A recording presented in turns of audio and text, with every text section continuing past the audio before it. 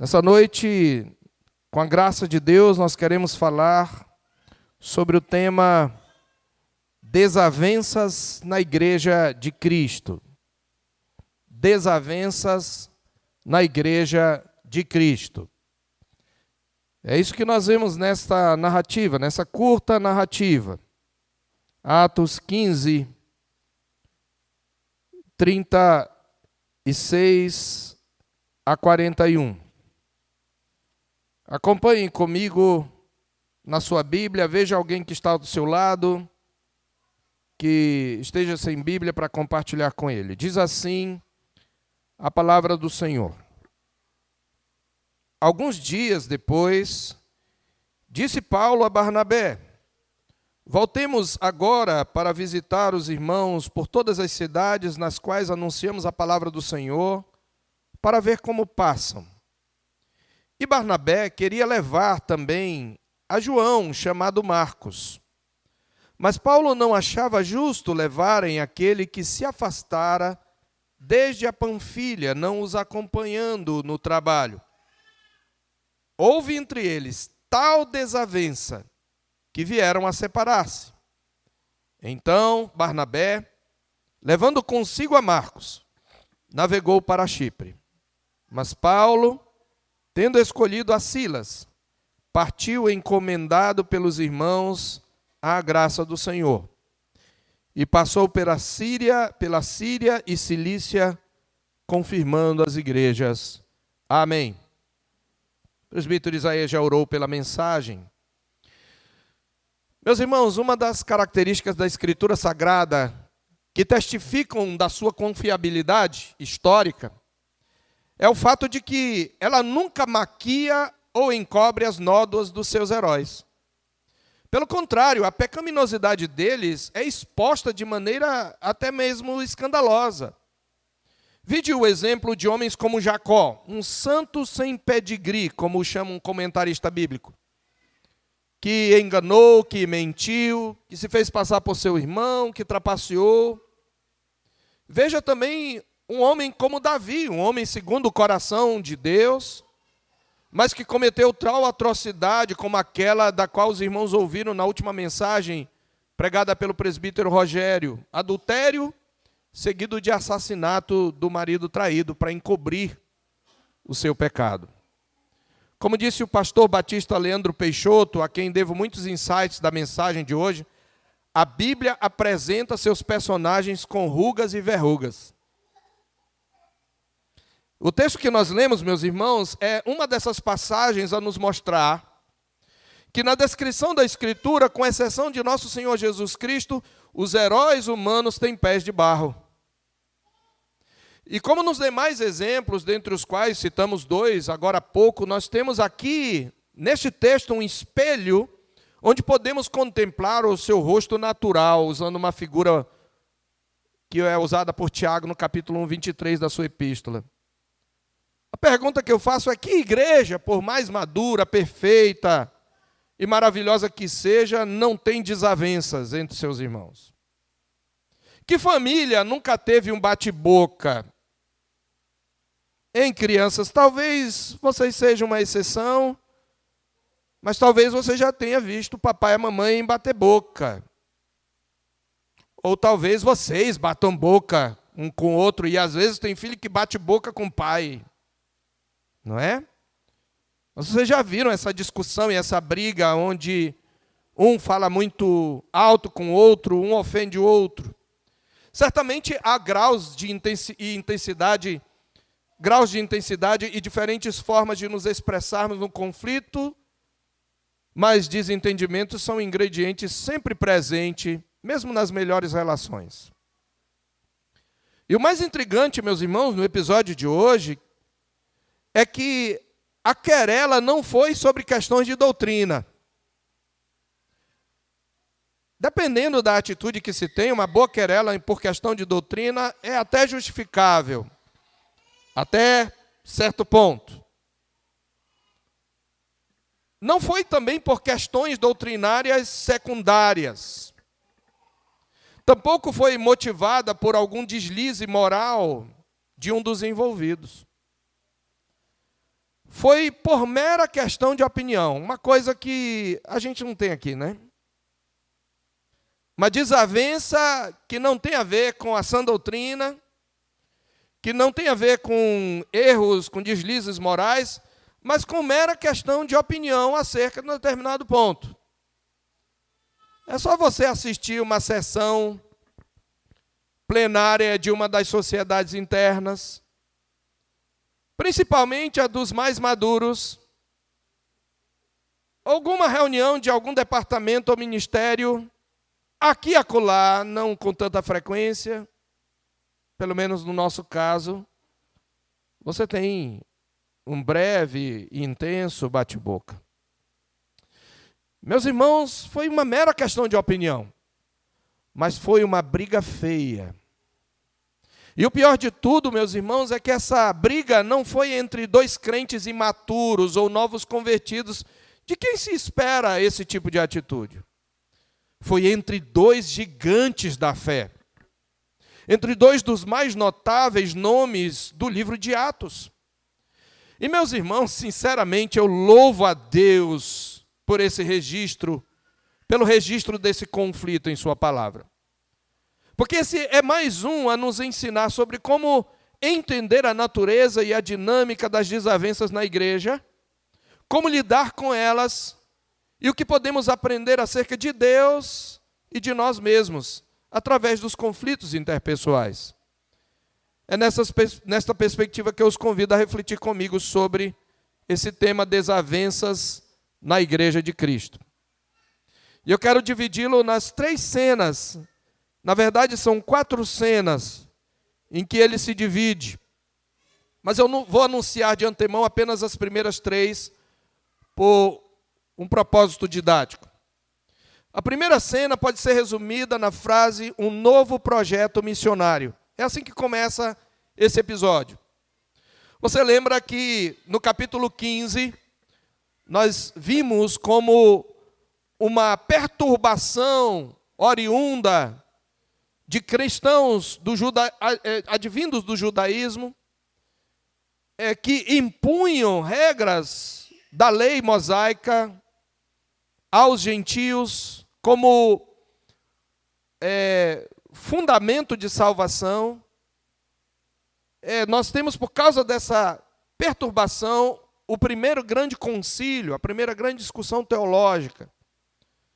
Porque alguns que desceram da Judéia foram para Antioquia dizer para os crentes de lá que não bastava se batizar em nome de Jesus, eles precisavam se circuncidar e guardar toda a lei cerimonial de Moisés.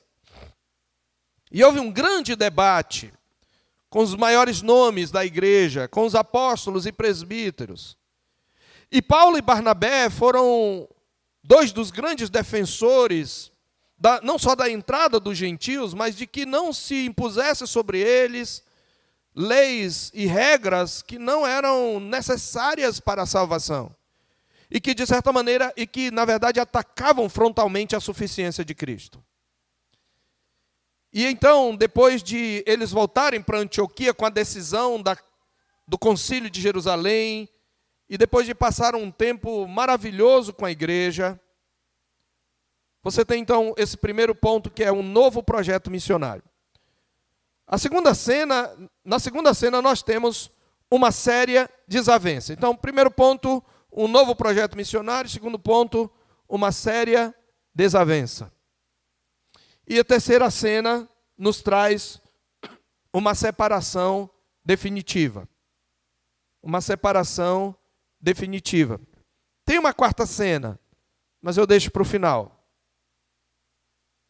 Então vamos à primeira cena, o novo projeto missionário. Como eu falei, depois de vencerem uma dura e boa batalha, uma boa briga pela sã doutrina, pelas doutrinas da graça, pela justificação pela fé somente, contra os judaizantes que acrescentavam regras e cumprimento da lei como meio de salvação.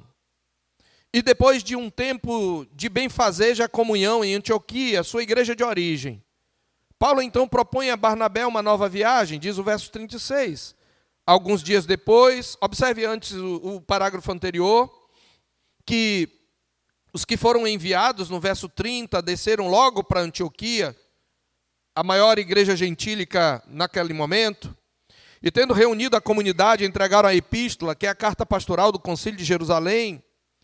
E quando leram, eles trouxeram muita alegria pelo conforto recebido, e junto com eles estavam 2 membros que são importantes para essa narrativa, Judas e Silas, especialmente esse último, que eram também profetas e que consolaram os irmãos com muitos conselhos. E diz o texto que eles demoraram ali muito tempo, e depois eles enviam em paz Judas para os que os enviaram, mas Silas resolve ficar. Isso é importante para a narrativa, o final da narrativa que nós lemos.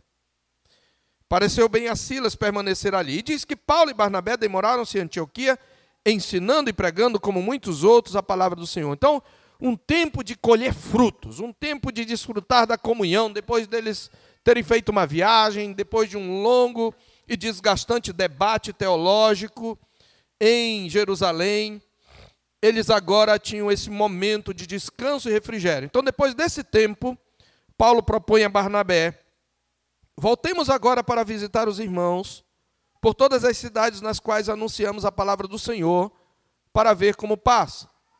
Então, ele está propondo uma nova viagem. O que nós temos aqui, conforme o título do nosso tradutor, é a segunda viagem missionária de Paulo e Barnabé. Eles tinham tido a primeira, depois foram para Jerusalém, voltam para Antioquia para descansar enquanto trabalham, ensinando a palavra de Deus. Mas agora eles querem ter uma nova viagem. E essa nova viagem, esse novo projeto missionário, visava a supervisionar e fortalecer as igrejas plantadas. Ele diz: vamos lá para ver aqueles lugares que nós plantamos igrejas, vamos ver como eles passam, como eles estão, se estão crescendo, se estão firmes. Antes mesmo, portanto, de alcançarem novos campos, Paulo e Barnabé, observe aqui, se preocupam em consolidar os campos já abertos e ter a certeza de que os irmãos estavam seguindo uma fé genuína e saudável, segundo as Escrituras e segundo a confissão apostólica estabelecida no Concílio de Jerusalém. É significativo, meus irmãos, aqui nesse ponto, que essa segunda viagem missionária de Paulo tenha sido motivada pela consolidação de igrejas já plantadas. Como nós veremos mais à frente nessa viagem, Paulo só começa a pregar em campos não alcançados depois de trabalhar no fortalecimento das igrejas já alcançadas. Nós encontramos no capítulo 16, verso 5, a declaração de Lucas, versos 4 e 5, que ao passar pelas cidades, entregavam aos irmãos para que as observassem as decisões tomadas pelos apóstolos e presbíteros de Jerusalém. Assim as igrejas eram fortalecidas na fé e dia a dia aumentavam em número. Então Paulo só começa a pregar em campos não alcançados nessa segunda viagem missionária, depois de trabalhar no fortalecimento das igrejas já plantadas e de receber uma visão do Senhor para avançar até a Macedônia, no capítulo 16, verso 9. Na verdade, observe desde o verso 6 do capítulo 16, que eles tentam ir para a região frígio-gálata, mas eles são impedidos pelo Espírito Santo de pregar a palavra na Ásia, que era onde eles já tinham pregado na primeira parte da viagem missionária, na primeira viagem missionária. Depois eles tentam ir para a Bitínia, mas o Espírito de Cristo não permitiu. É Lucas quem assim discerne. Até que eles chegam a Troade, e é onde ele tem uma visão de um varão macedônio dizendo: passa a Macedônia e ajuda-nos. É por meio dessa visão, ou por causa dessa visão, que Paulo então parte para a Europa. Ele já tinha pregado o evangelho na Ásia ali, e agora ele parte para a Europa para pregar o evangelho ali na Macedônia, onde ele vai plantar a igreja de Filipos e também Tessalônica, etc. Então, observe, isso é mais surpreendente. É surpreendente que Paulo tenha iniciado o segundo projeto missionário, não com o fim de plantar novas igrejas, não com o fim de alcançar povos não alcançados, mas com o fim de fortalecer as igrejas já alcançadas. Isso é mais surpreendente pelo fato de conhecermos a filosofia de ministério do apóstolo, de pregar o evangelho não onde Cristo já fora anunciado, para não edificar sobre fundamento alheio. Ele mostra essa filosofia, ele a expressa em Romanos 15, 20. Ele diz, eu não vou pregar onde Cristo já fora anunciado. E muitos missiólogos e teólogos de missões, de um modo geral, eles conhecem esse texto de Romanos 16, 9, e tomam esse texto, mas às vezes deixam de perceber esse fato de Atos. Porque, colocando esse princípio paulino no contexto geral dos seus escritos, o apóstolo não está falando em termos de exclusividade, que ele só pregaria onde Cristo não foi pregado, mas de prioridade e de preferência. Além disso, o apóstolo aqui em Atos planeja visitar igrejas que ele mesmo havia plantado com Barnabé, portanto ele não estaria edificando sobre fundamento alheio. O ponto aqui, nessa primeira cena, meus irmãos, é que Lucas mostra que Paulo entendia que a grande comissão, e essa é a grande lição dessa primeira cena, envolvia não apenas plantar novas igrejas, mas consolidar igrejas já existentes. A grande comissão, ela é cumprida não apenas quando nós procuramos campos não alcançados, mas também quando nós fortalecemos campos já abertos. Quando nós trabalhamos para regar aquilo que ou nós ou outros plantaram. Esse também é o entendimento de Pedro, porque no capítulo 9, o qual já expomos no versículo 32, está escrito, passando Pedro por toda parte, desceu também aos santos que habitavam em Lida. Embora Lucas não diga qual é o objetivo, ele foi visitar, obviamente, para fortalecer os santos. Penso eu, meus irmãos, que este é um elemento esquecido, sobretudo por aqueles que enfatizam o crescimento de igreja. E antes da gente entrar na desavença, essa primeira cena é importante para nós entendermos uma teologia de missões bíblica. Citando novamente o pastor Leandro Peixoto ao expor esse texto, essa é a grande lição dessa cena. Missões não se faz apenas pregando o evangelho aos descrentes. Missões também se faz fortalecendo as igrejas existentes. Pois o cumprimento da grande comissão se dá em duas frentes. Aprenda isso, crente. O cumprimento da grande comissão se dá em duas frentes. Primeira frente, plantação de igrejas. Segunda frente, manutenção de igrejas saudáveis. Mas eu acrescento uma terceira à frente. Um acréscimo ao comentário do pastor. E eu vou dizer, então, são três frentes. Plantação de igrejas, manutenção de igrejas saudáveis e a terceira frente, revitalização de igrejas. Porque a consolidação da presença do evangelho envolve tanto fortalecer as que já estão crescendo, como revitalizar as que porventura estejam definhando ou morrendo. Essa visão, meus irmãos, corrige duas distorções muito comuns em nossos dias na igreja evangélica. Preste bem atenção nisso. De um lado, nós temos em alguns círculos a desmedida preocupação com a plantação de igrejas em detrimento da manutenção da saúde espiritual dessas igrejas. Há igrejas, isso ocorre na igreja presbiteriana, mas em outras denominações um pouco mais, que multiplicam campos a esmo, mas vão deixando os campos para trás, colocam um obreiro lá meio que formado a marretada, permita uma expressão, e seguem plantando outros campos para mostrar alguns números.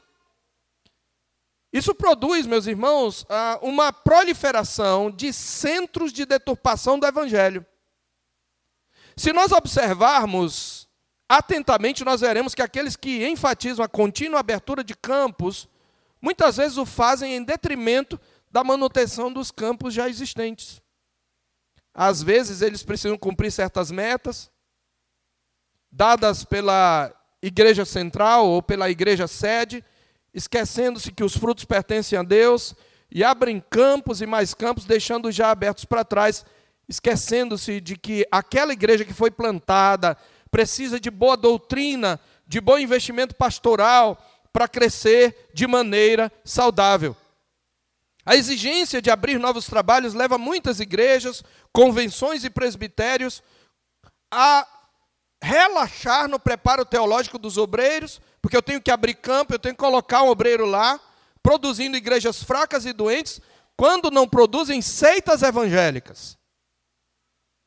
É por isso que o presbitério do estado de Roraima decidiu não colocar mais obreiro não ordenado no campo. Ele coloca pastor, já formado, mesmo que atrase um pouco o avanço. Lembremos-nos, meus irmãos, de que a ênfase da grande comissão não é no ir, mas é no fazer discípulos. Nós já estudamos isso. O ir ali não está no imperativo no original, ele está no gerúndio. Indo, fazei discípulos. O verbo principal é fazei discípulos. Indo, batizando e ensinando. Então, meus irmãos, uma visão equilibrada da grande comissão, ela corrige essa distorção. Uma segunda distorção que essa cena corrige é a preocupação em multiplicar os membros também de uma igreja local, tornando-a uma mega igreja, negligenciando o plantio de novas igrejas. Isso, por outro lado, produz inchaço e não crescimento. Por isso, é muito significativo observarmos que antes mesmo de alcançarem novos campos, Paulo e Barnabé se preocupam em consolidar os campos já abertos, para ter certeza de que os irmãos seguiam uma fé genuína e saudável, segundo as Escrituras e segundo a confissão de fé estabelecida no Concílio de Jerusalém. Eu tenho visto, irmãos, pelo Brasil afora, muitas igrejas que foram abertas e muitas congregações e que infelizmente são fracas na doutrina, e eu estou só na minha denominação. Crentes que não sabem nem explicar a sua fé, não sabem por que são crentes, não têm certeza da salvação e disseminam heresias por causa da irresponsabilidade na abertura de campos. Grande comissão se faz com plantação de novas igrejas, mas também com consolidação de trabalhos existentes, manutenção de igrejas saudáveis e revitalização de igrejas. É isto que nos ensina a primeira cena. Vamos à segunda cena. Temos, no entanto, uma séria desavença. Essa primeira cena, ela nos traz tanta esperança, e se nós não fôssemos apressados e lêssemos a história passo a passo, nós ficaríamos felizes, porque depois do Concílio de Jerusalém, da vitória espiritual desses dois grandes gigantes da fé, e depois de um tempo de abençoada comunhão, era simples Barnabé dizer, sim, vamos, e o projeto vai para frente, e o leitor que não conhece a história, ou que está ouvindo a história e não conhece o resto, dizer, agora vai ter outra bênção, outra viagem missionária abençoada. Mas o que nós temos é uma séria desavença. Observe aí o que diz o versículo 37. E a desavença começa com uma ideia, com uma opinião. E Barnabé queria levar também a João, chamado Marcos. Quem é João, chamado Marcos? Ele é mencionado no capítulo 13. Na primeira viagem missionária, João Marcos quis acompanhá-lo. Observe aí, no capítulo 13, que a Bíblia diz que, no capítulo 13, verso 4, enviados, pois, pelo Espírito Santo, desceram a Seleucia e dali navegaram para Chipre. Chegados a Salamina, anunciavam a palavra de Deus nas sinagogas judaicas. Tinham também João como auxiliar. Então ele era um auxiliar, era um novo missionário, um pupilo, um discípulo. Mas no capítulo 13 ainda, verso 13, diz que navegando de Pafos, Paulo e seus companheiros dirigiram-se a Perge na Panfilha. João, porém, apartando-se deles, voltou para Jerusalém. O menino não aguentou o rojão. Nosso irmão Joelson disse que já no primeiro dia, quando ele começou o curso lá no IBEL intensivo, por causa do volume de estudo, já teve já um grupinho que desistiu, não foi, irmão? Desistiu. Imagine-se quando chegar no campo, né? Então, João, nós não sabemos a razão, nós falamos um pouquinho quais seriam as possíveis razões. Na mensagem que pregamos, não vamos entrar nesse ponto. Mas Barnabé aqui quer dar uma nova chance. Marcos é primo de Barnabé. Ele é filho de Maria. Marcos é mencionado em Atos capítulo 12, quando Tiago é martirizado. Os irmãos estão reunidos, quando Pedro está preso, em Atos 12, 12. Os irmãos estão reunidos na casa de Maria, mãe de João, cognominado Marcos, onde muitas pessoas estavam congregadas e oravam. Era, portanto, de família abastada, porque para ter um lugar onde coubesse muitas pessoas tinha que ter dinheiro. E eles estavam num cenáculo. Então, ele é primo de Barnabé, conforme Paulo menciona em Colossenses 4, verso 10. Então, é comum, né, numa desavença, a gente tomar o lugar da família, né? Daquele com quem tem afinidade. Então, Barnabé, vamos dar uma chance ao menino. Mas diz que Paulo não achava justo, e essa palavra pode ser traduzida como digno também. Não achava digno levarem aquele que se afastara desde a Panfilha, não os acompanhando no trabalho. Paulo deve ter dado um pulo. Não. Quem? Marcos? Não. Ele abandonou a gente, não é justo, não é digno. Não, esse menino é arregão, desculpe a palavra. Esse menino é covarde, ele é frouxo. Não. De jeito nenhum. Essa é a razão da discussão. É curioso notar, meus irmãos, observem comigo a forma equilibrada e neutra com que Lucas descreve o teor da discordância. Primeiro, para descrever a contenção, ele se utiliza de verbos no imperfeito, indicando uma longa discussão. Barnabé queria levar João Marcos. Imperfeito é que Barnabé estava argumentando. Mas Paulo não achava justo, também imperfeito, tanto no português como no original. Ou seja, ele está dizendo que houve uma discussão aqui. Segundo, ele enfatiza que o conceito sobre Marcos é a opinião de Paulo. Ele diz, olha, Barnabé queria, mas Paulo não achava justo. Mas Lucas enfatiza que essa querela não é pequena. Ele diz, houve entre eles tal desavença. Essa palavra desavença, ela é usada positivamente em Hebreus 10, 24, traduzida pelo verbo estimular, no sentido de incitar e estimular uns aos outros ao amor e às boas obras. Aqui, porém, ela traz a ideia de exasperação, de provocação. Sabe qual é a palavra? Eu vou usar a palavra, vou falar a palavra no grego, porque tem a palavra em português homônima. Paroxismos. Os doutores sabem o que é um paroxismo, né? Se eu errar, vocês depois corrigem, tá? É mais ou menos como uma convulsão ou um espasmo. Não é mais ou menos uma coisa assim? É um espasmo. Então, a ideia é de uma discussão feia, de uma briga, de um bate-boca. Com um gritando de um lado, outro gritando de um outro, quase chegando às vias de fato. A ideia é de que um se exasperou contra o outro, um começou a provocar o outro, e isto se torna ainda mais grave quando sabemos de quem se trata. Sabemos não só do tipo de pessoas, mas da relação. Eu quero recapitular com você que Paulo teve uma conversão, por assim dizer, atípica, por meio de um encontro direto e sobrenatural com Jesus glorificado. Ele também testifica em Gálatas 1:12 que receberam o evangelho mediante a revelação de Jesus Cristo e não mediante homem nenhum, e esses fatores corroboram o seu apostolado, porém isto não significa que não houvesse homens cuja boa influência tenha contribuído para o seu crescimento. E nessa perspectiva, Barnabé se destaca. Você lembra lá em Atos 9, quando Paulo chega em Jerusalém, e todos tinham medo de Paulo, ninguém acreditava que ele tinha se convertido, ele era o maior perseguidor e o maior inimigo do cristianismo. Ninguém acreditava em Paulo. Quem é que vai lá, pega Paulo pela mão e o apresenta aos apóstolos? Barnabé.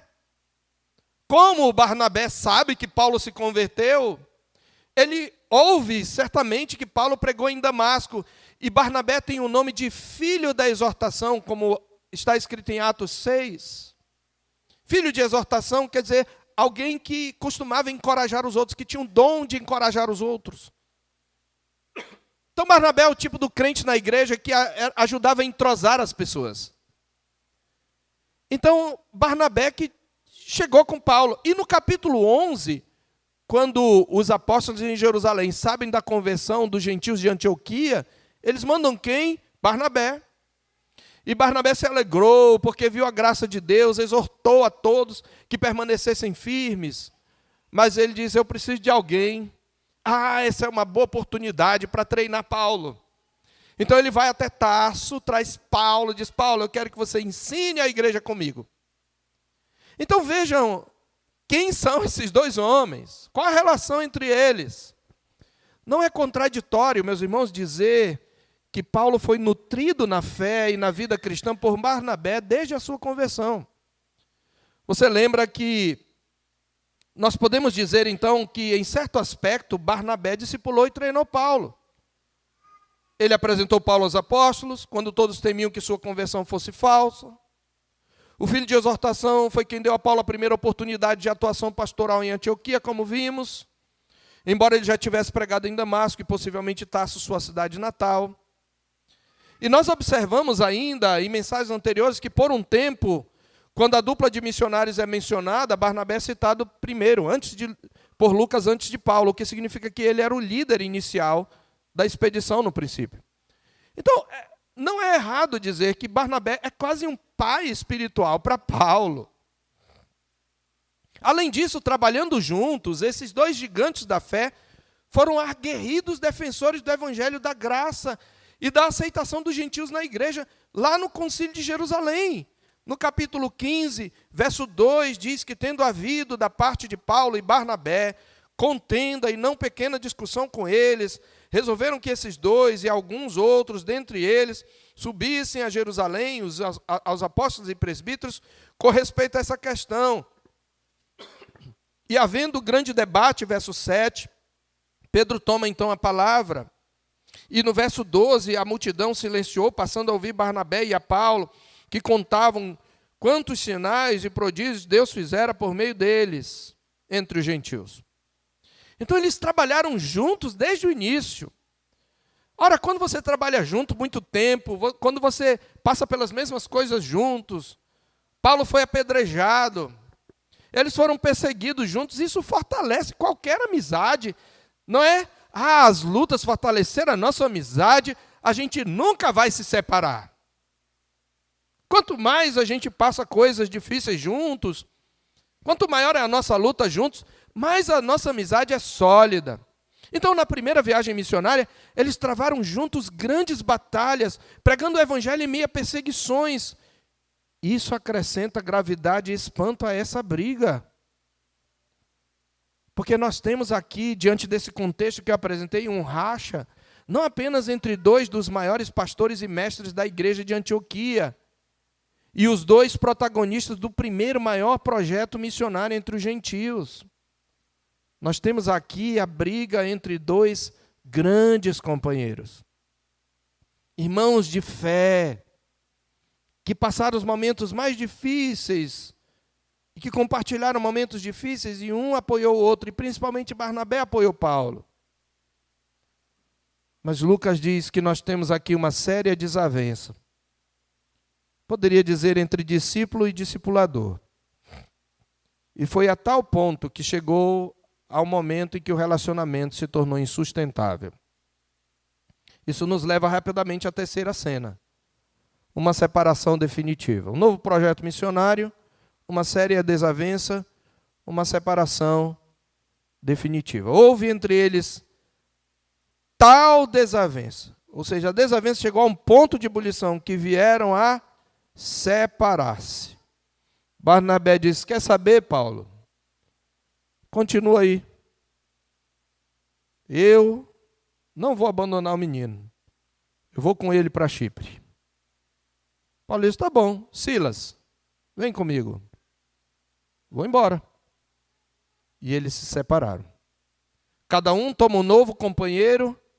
Lembra que Silas, em vez de voltar para Jerusalém, verso 34, pareceu bem a ele permanecer ali. Cada um vai para um canto. E, meus irmãos, não foi uma partida em paz. Não foi assim, não. Tudo bem, respeito sua opinião, mas não dá para trabalhar assim. Não, não foi assim. Eu vou embora para um lado e o outro foi embora para o outro. Quem estava certo, afinal? Geralmente, quando a gente briga, né, crianças? Que o pai vai dizer, o que está acontecendo? O que é que você diz? Foi ele que fez isso, né? Aí eu digo, não, mas ele também falou assim. E os adultos são assim também. Eles só disfarçam melhor. Até quando a gente vai contar, né, a briga, a gente distorce a voz do outro. Mas ele falou, eu não gosto de você. Ele não fala assim. Mas você distorce, porque você tem que ser o herói da história, a heroína da história. Quem estava certo? É comum nós darmos mais razão a Barnabé. Tanto mais porque Paulo, ao final de sua vida, reconhece a utilidade de Marcos para o seu ministério, solicitando a Timóteo que o leve até ele. Como está escrito em 2 Timóteo 4,11, que eu ainda vou citar outras vezes. Ele diz, ele está preso, ele vai morrer, é sua última prisão, ele já está velho. E lá em 2 Timóteo 4,11 ele diz para Timóteo, somente Lucas está comigo. Toma contigo Marcos e traze-o, pois me é útil para o ministério. Então, a gente ouve a clássica explicação de que Barnabé estava certo. Mas não sejamos tão apressados. Porque num tipo de desavença como essa, que gerou a separação definitiva entre dois irmãos e companheiros de julgo tão achegados, dificilmente você tem só um culpado. Quando um não quer, dois não brigam. Então, não foi assim que um estava certo e outro está errado. Quando a coisa chega ao ponto da desavença, sempre os dois, em alguma medida, estão errados. Sempre. Observe comigo que, ao mencionar tal desavença entre eles, Lucas deixa claro que ambos se exasperaram. Foi uma provocação mútua. E ele acrescenta intensidade ao dizer que a contenda chegou ao ponto de uma relação insustentável. Portanto, os dois erraram em sua atitude no conflito. Os dois pesaram demais a mão em suas considerações acerca da posição do outro. E supervalorizaram cada um a sua visão na questão, a ponto de não admitirem negociar um meio termo. Agora, é claro que o pedido de Paulo a Timóteo, que eu mencionei, nos aponta que, de certa maneira, Barnabé tinha razão em dar uma segunda chance ao jovem missionário. A primeira havia sido um grande sucesso. A segunda, agora, que é perturbada por essa grande desavença, está parecendo que vai ser um fracasso. E a pergunta que o leitor faz, se a gente lê passo a passo, sem pressa, é: será que esse racha vai comprometer a segunda viagem missionária? Graças a Deus, não. Ainda que não seja o autor do pecado, por meio dessa separação, longe de abortar a missão, a providência divina da enseja a continuação da missão, agora por meio de 2 projetos missionários. Essa é a quarta cena, que eu segurei só agora.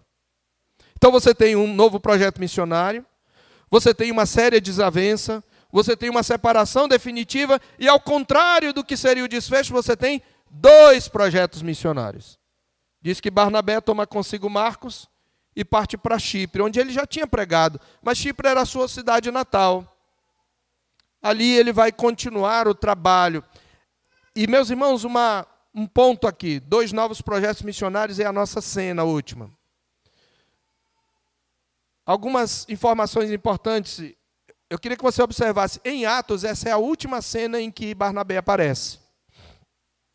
A partir desse episódio, o filho de exortação, um companheiro de lutas conhecido pelo dom de encorajar outros, um exemplo de cristão desprendido e rico em generosidade, como é mostrado em Atos 4,37, quando ele vende sua propriedade e deposita aos pés dos apóstolos. Um homem, como Paulo diz em Atos 11:24, bom, um homem bom, cheio do Espírito Santo e de fé, desaparece do livro, embora não da história do cristianismo primitivo, a julgar pela tradição e pelos escritos extrabíblicos. A tradição cristã relata que Barnabé, após a separação de Paulo, retornou à ilha de Chipre, corroborando a narrativa de Lucas, onde ele ainda tinha propriedades e parentes e onde teria se tornado bispo. Essa última informação ela é anacrônica, ela é fora de tempo porque essa distinção hierárquica entre presbítero e bispo ela só surgiu no segundo século. E Barnabé morreu antes disso. Eusébio de Cesareia, que viveu entre os anos 260 e 340, é o historiador mais importante da antiguidade, historiador cristão. Ele escreveu sua história eclesiástica em 10 volumes, entre 330 e 335 depois de Cristo. E ele nos traz algumas informações sobre o destino de Barnabé, de cuja veracidade não temos total certeza, visto que ele escreveu baseado tanto em fontes anteriores quanto em tradições populares. Mas em seu segundo livro, no capítulo 1, ele nos informa que Barnabé teria sido um dos 70 discípulos enviados por Jesus lá em Lucas 10, de 1 a 24. E que teria sido Barnabé o primeiro a dar o nome de cristãos aos discípulos de Jesus em Antioquia. Nós lemos em Atos 11, 26, que ali em Antioquia os discípulos pela primeira vez foram chamados de cristãos. E Eusébio conhecia alguma tradição que dizia que foi Barnabé que deu esse nome, mas é mais possível que tenham sido os próprios ímpios como um nome pejorativo. Eusébio diz ainda que Barnabé teria sido martirizado, ou seja, morto, torturado e morto por sua fé em Salamina, uma cidade da costa da ilha de Chipre, que ele teria sido apedrejado até a morte, provavelmente no reinado de Nero, portanto, o mesmo reinado onde foram martirizados Paulo e Pedro. E Eusébio afirmava ainda que Barnabé teria sido o autor do Evangelho de Barnabé, um livro considerado apócrifo, ou seja, que não faz parte do cânon bíblico, não é considerado inspirado. Essa afirmação ela carece de boas evidências. Mas eu estou trazendo essas informações apenas para trazer, com base nela, e nessas fontes extrabíblicas, nós podemos pelo menos concluir que o nome de Barnabé era conhecido por todo o segundo século, depois que ele morreu no meio do primeiro século, o início da segunda metade do primeiro século.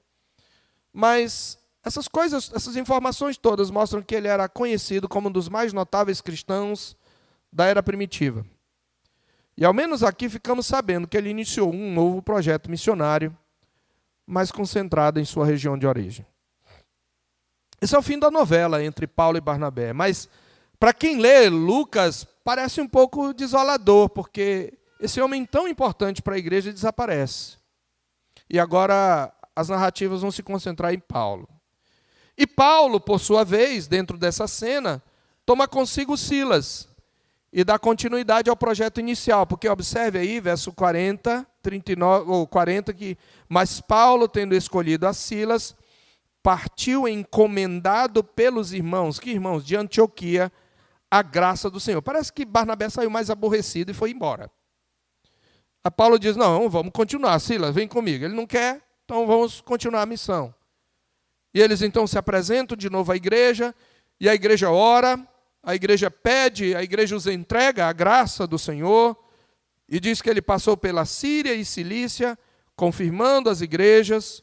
Ele chega a Derbe e Listra, encontra o seu mais querido, que seria o seu mais querido filho na fé, Timóteo, e ao passar pelas cidades entregam a carta de Jerusalém, e as igrejas eram fortalecidas. Olha como termina Lucas, mais ou menos, eu terminei no verso 41, mas toda essa etapa termina no capítulo 16, verso 5. Assim as igrejas eram fortalecidas na fé e dia a dia aumentavam em número. A missão não parou. Irmãos, nós temos visto que Cristo, tendo encerrado o seu ministério terreno, conforme os evangelhos, inaugurou o seu ministério celestial ao ser entronizado no céu. Nós temos visto que esse Cristo exaltado está colocando todos os inimigos debaixo dos seus pés, está fazendo avançar o seu reino pela pregação do evangelho. E nós temos visto que esse reinado de Cristo encontra oposição tanto interna como externa. Nós vimos até aqui a história, o evangelho avançando entre problemas internos, de contenda, de discriminação, até de falsa doutrina, e problemas externos, de perseguição. Aqui, de novo, é um problema interno. Mas aqui, de novo, Lucas está dizendo, Cristo não pode ser impedido. Cristo não pode ser impedido por crentes teimosos. Cristo não pode ser impedido por crentes briguentos. Cristo não deixa de reinar porque alguns crentes gostam de trocar farpas por causa de questões de opiniões. Cristo continua reinando na igreja e Ele vai fazer avançar o evangelho por meio desses brigões que somos nós. E apesar de nós. Isso é esperança. É esperança para você, seu brigão. É esperança para você, sua brigona. Mestra de tretas. É esperança para mim. Cristo é maior do que as nossas desavenças. Cristo é maior do que o nosso mau humor. Cristo é maior do que a nossa grosseria. Cristo é maior do que o nosso egoísmo. E apesar da nossa teimosia, Cristo continuará reinando sobre nós e vai nos santificar se nós somos eleitos de Deus. Louvado seja Cristo. Meus irmãos, que bênção nós vemos aqui. Mas ao mesmo tempo que tristeza. Ao que tudo indica, esses dois grandes companheiros, amigos mais chegados do que irmãos, nunca mais trabalhariam juntos.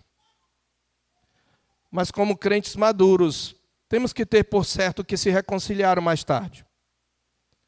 E nós podemos notar isso pelo menos em duas passagens das epístolas paulinas posteriores.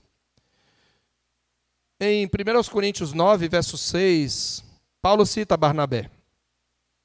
Ele está falando sobre os direitos que ele tem como apóstolo, para dar o exemplo para os coríntios de que ele abriu mão de alguns desses direitos.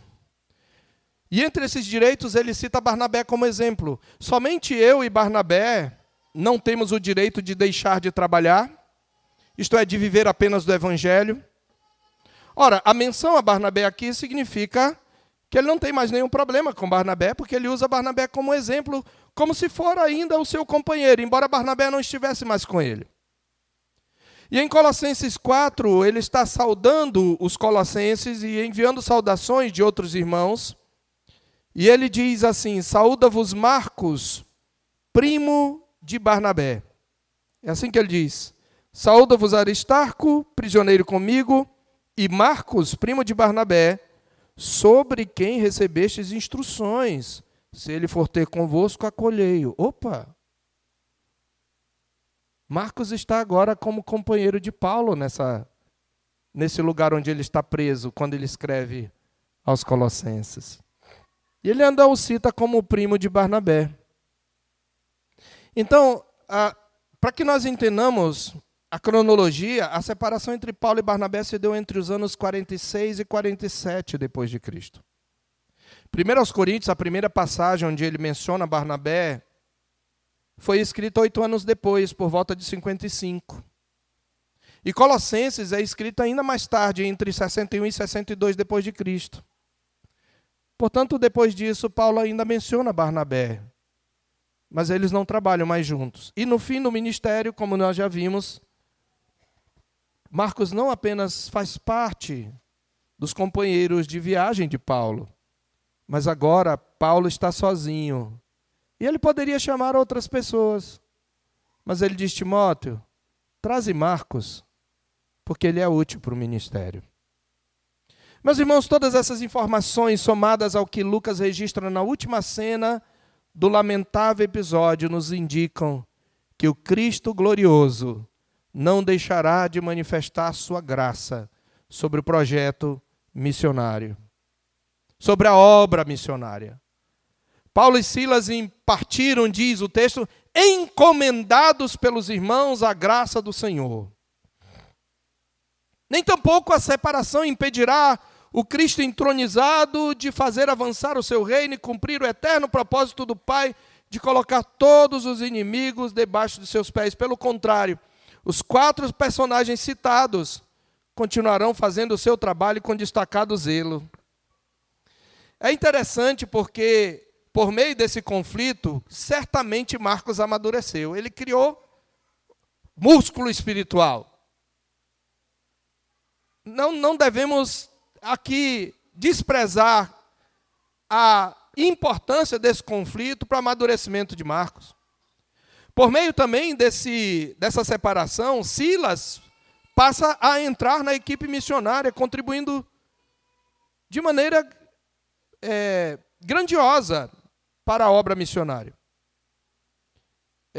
Você vai ver, por exemplo, de Barnabé e Paulo nós já conhecemos o caráter, né? E a imensurável contribuição para o avanço do Evangelho. Além de um cristão notável entre os irmãos, mas Silas, por exemplo, era um cristão notável entre os irmãos. E, além disso, ele era o portador da carta pastoral do Concílio de Jerusalém.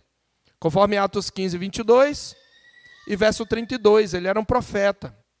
E agora ele se torna o companheiro de Paulo na segunda viagem. E ele é mencionado em 1 e 2 aos Tessalonicenses, no capítulo 1 de ambas as epístolas, como co-emitente das epístolas. Ele coloca Paulo, Silvano e Timóteo. Silvano ali é o mesmo Silas. É uma variação da palavra Silas. É Silas ou Siluanos. Então, Silvano é Silas. Ele escreve junto com ele. Não só isso, eu não sei se você sabe, mas Silas foi o amanuense ou escrivão de Pedro na sua primeira epístola. 1 de Pedro 5,12. Nem sempre aquele que era o autor era o que escrevia. Eles contratavam, às vezes, escritores.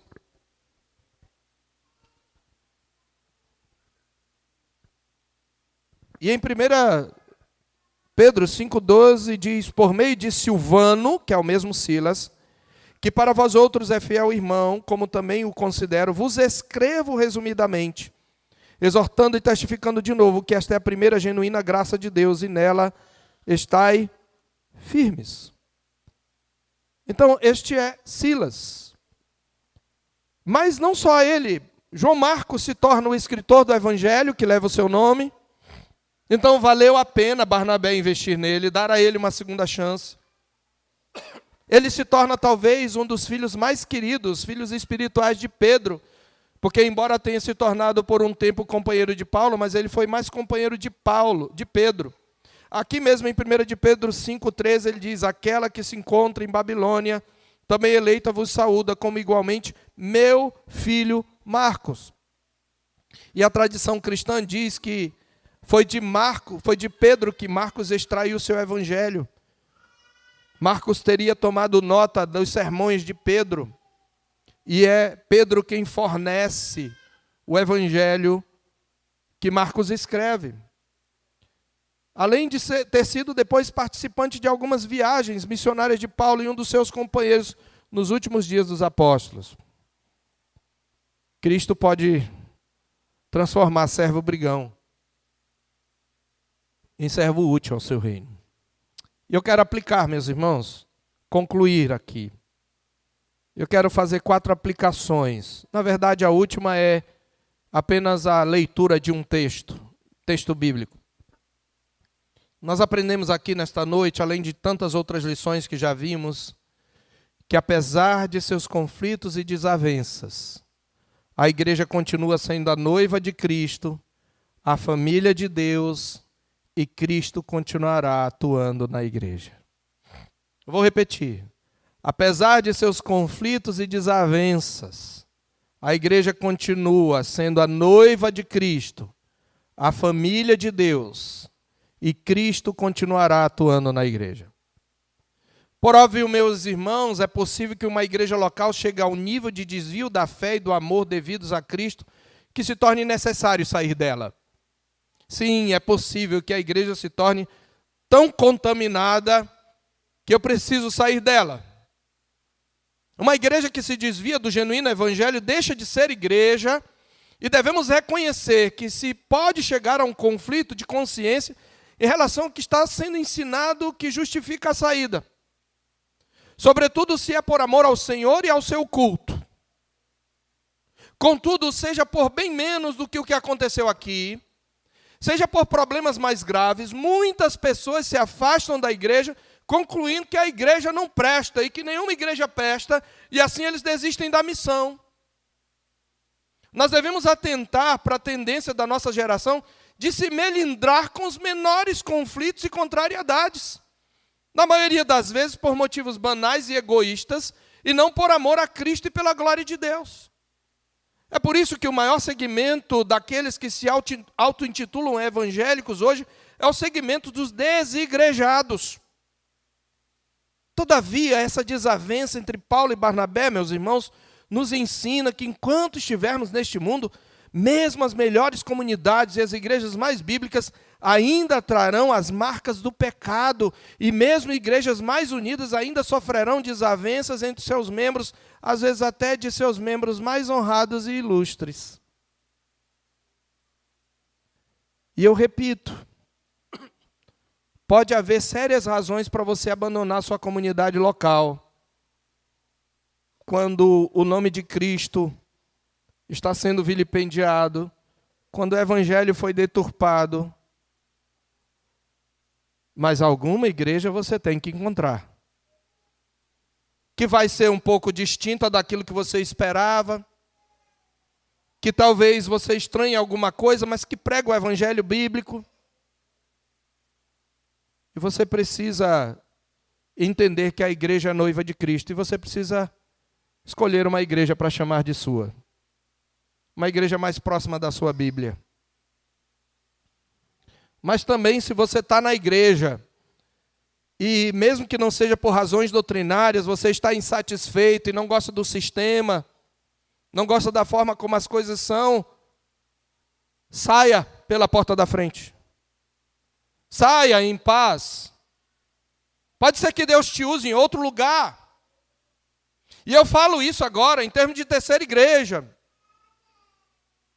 Se de alguma maneira você acha que a igreja não está servindo, não está a contento daquilo que você acha que é necessário para você viver a vida cristã, e você é membro, saia e siga a sua vida em paz. Às vezes pode acontecer que eu preciso sair. Ou então fique e siga adiante, servindo a Cristo. Por outro lado, e aqui vem uma segunda aplicação, o fato de que Jesus utiliza até mesmo os nossos erros para manifestar a sua graça e fazer avançar o seu reino, não torna os nossos erros em acertos.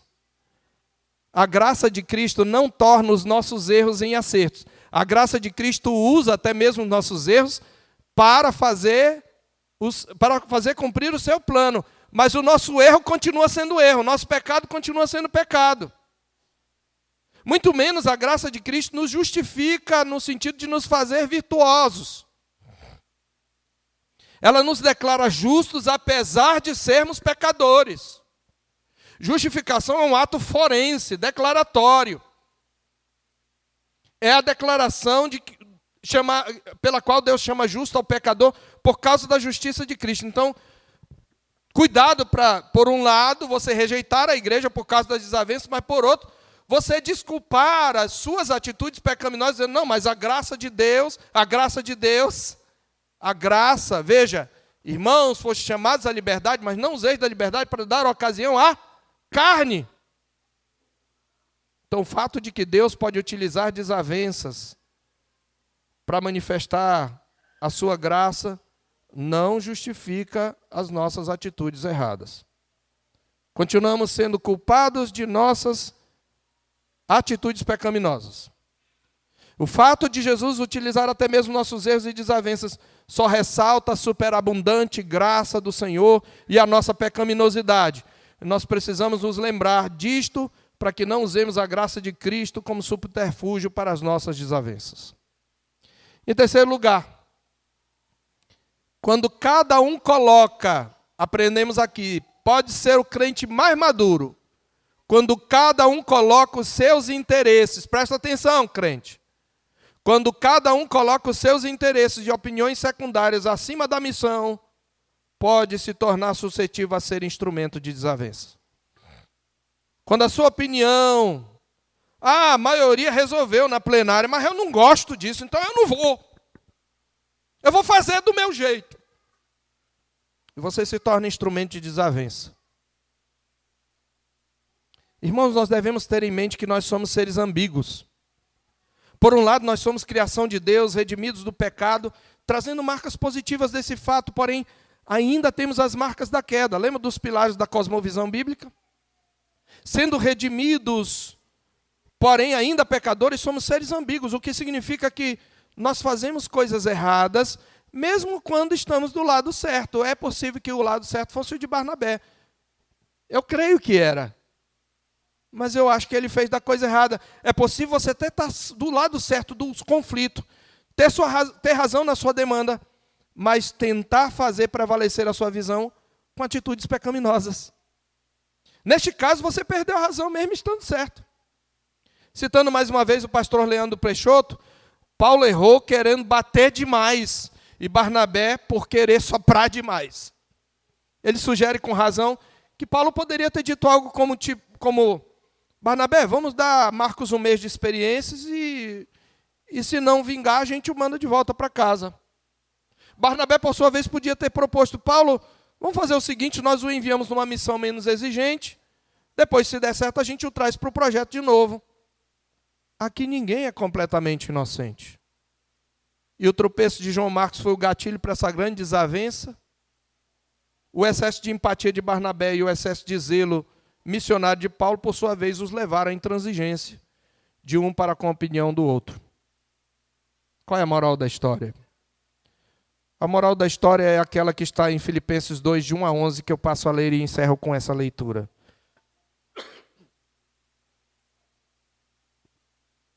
E eu leio na revista Nova Almeida e Atualizada.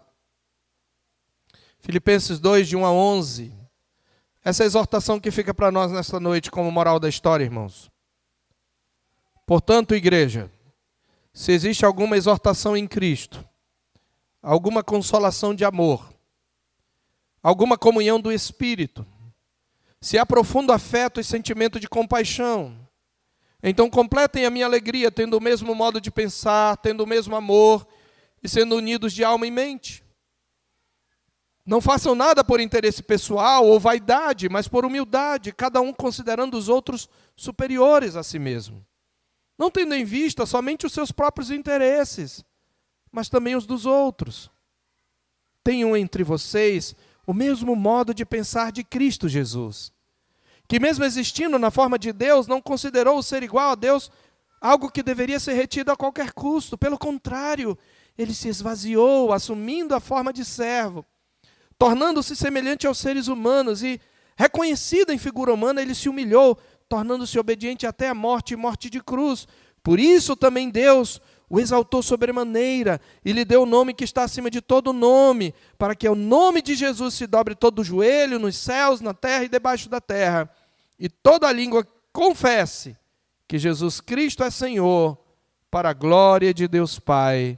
Amém. Ó Deus, quebranta o nosso coração, quebranta a nossa alma, Senhor. Ajuda-nos, ó Deus, a mortificar a nossa empáfia, o nosso orgulho, o nosso egoísmo, pelos quais muitas vezes nós entramos em sérias desavenças, dando mau testemunho para os mais novos e prejudicando a unidade da igreja. Por outro lado, também te louvamos, porque apesar de nós, apesar das nossas querelas, Cristo continuará nos santificando até aquele dia em que Ele nos recolherá ou que Ele voltará. Que essas verdades, ao mesmo tempo que nos humilham, possam também nos consolar, nos fortalecer. Em nome de Jesus, amém.